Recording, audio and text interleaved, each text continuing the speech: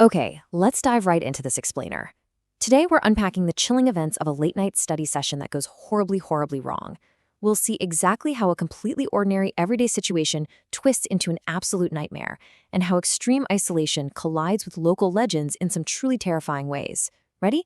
Let's get into it. So, picture this. Have you ever found yourself completely alone in a place that's usually packed with people? Think about your school, your office, maybe your favorite coffee shop. When the crowds empty out and you are literally the only one left, the entire vibe changes, doesn't it? It gets heavy. And that exact psychological shift, that's the crucial starting point for the terrifying ordeal we're about to explore. Section 1. The Midnight Library. Our source lays out a timeline that perfectly captures how easily you can slip into total isolation. It's final season, so the school kept the library open until midnight. Our protagonist gets there at 6 p.m. Normally, they'd pack it in by 8, and even then, there'd be a few people hanging around. But you know how it is. They get so completely absorbed in studying that time just slips away. It's not until 10 p.m. that they finally look up and realize they totally missed the room emptying out. They're the absolute last one left. What's really fascinating here is the specific sensory detail the source highlights. At 10 p.m., the space is defined by absolute silence. No background chatter, no pages turning, no distant footsteps echoing down the hall. Just nothing.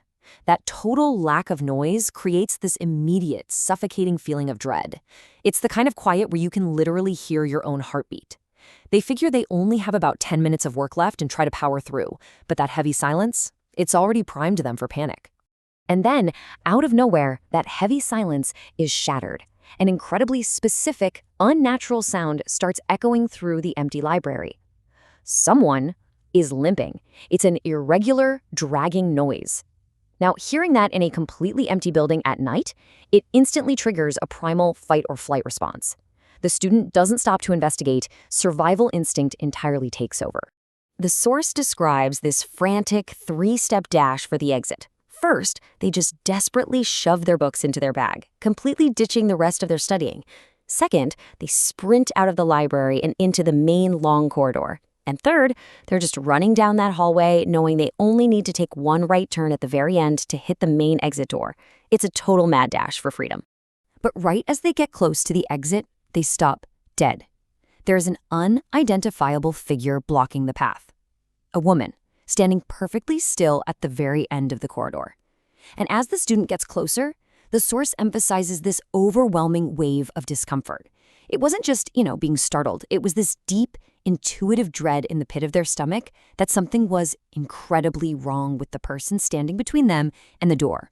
Trembling, the student gathers just enough courage to call out, "Who's there?" The words just echo down the hall. And the exact second they ask, the woman vanishes, just completely gone in the blink of an eye.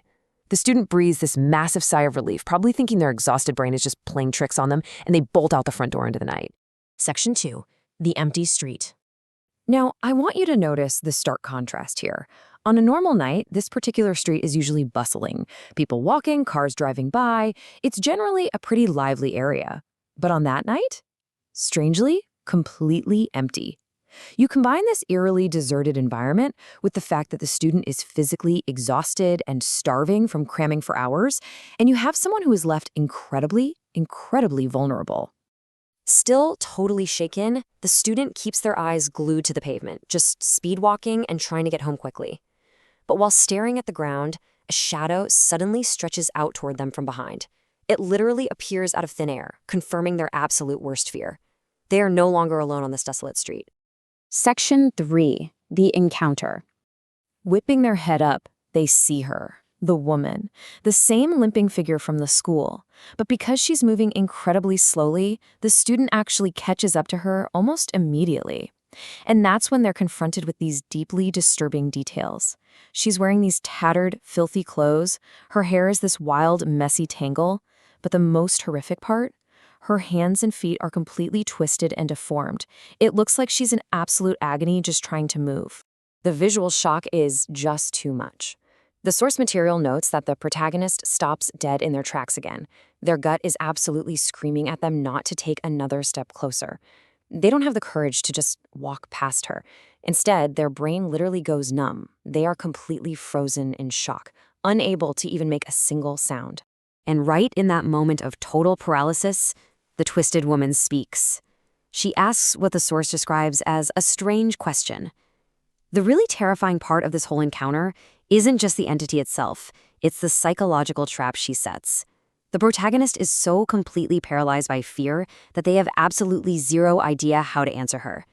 They're just trapped in this horrific standoff on an empty street. Desperate to break the tension and just make her go away, the student acts purely on panic. Step 1, out of sheer terror, they just raise a shaking hand and point far, far away into the distance, totally misdirecting her.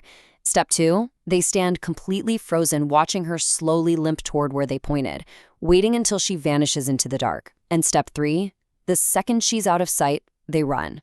They run frantically, desperately looking for a car, a person, literally anyone who can help. Section 4, the ghost of Agatha. But while they're running for their life, the unthinkable happens. Echoing through the darkness from far, far behind them, the student hears the twisted woman screaming these exact words, "She is here."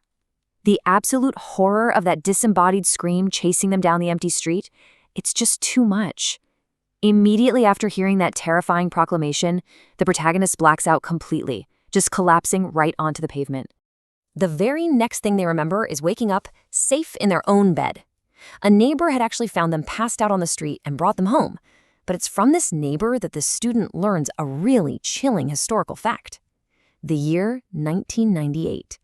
Turns out, 1998 was the year a terrible tragedy happened right in their neighborhood, tying this whole horrific nighttime encounter straight into local lore. We finally get the heartbreaking identities behind this legend. The neighbor explains that back in 1998, there was a 32-year-old mother named Agatha.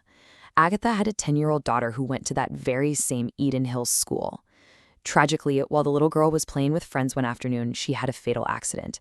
Agatha was entirely consumed by grief. She just couldn't bear the loss of her child, and she actually ended up passing away from a broken heart. So the big takeaway from our source material here is that the terrifying figure the student bumped into, that wasn't just some random monster. It was Agatha. Her twisted ghost still roams the Eden Hill School and those surrounding streets in the dead of night. She's endlessly, desperately searching for her lost child, hoping to finally be reunited. And that strange question she asked the paralyzed student, yeah, she was almost certainly asking if they had seen her little girl. So, as we wrap up this explainer on a truly haunting piece of local lore, I'm going to leave you with a thought that might just keep you looking over your shoulder tonight. Imagine yourself walking home alone. It's pitch black, the street is empty, and a twisted figure limps out of the shadows, desperately searching for what she lost. If Agatha asked you, where would you point?